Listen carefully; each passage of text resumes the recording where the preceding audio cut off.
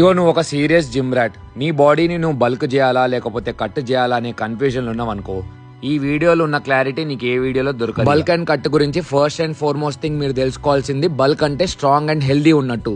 ఎందుకంటే ప్రోటీన్ అయినా కార్బ్స్ అయినా ఫ్యాట్స్ అయినా హైయర్ క్యాలరీస్ లో తింటాం కాబట్టి. అదే కట్ అనుకో, మీరు వీక్ అండ్ అన్హెల్దీ ఉన్నట్టు. ఎందుకంటే ఆబ్వియస్లీ లోవర్ క్యాలరీస్ లో తింటాం కాబట్టి energy levels, fat percentage, muscle mass కూడా డౌన్ అవుతాయి. ఇప్పుడు బల్క్ అవుట్ చేయాలి, కట్ అవుట్ చేయాలి, ఫ్యాట్ పర్సెంటేజ్ అంతా ఇంత అవన్నీ కాన్సెప్ట్లు మాట్లాడడం కానీ, సింపుల్ లాజిక్ ఒకటి చెప్తా, యాద పెట్టుకోర్రి.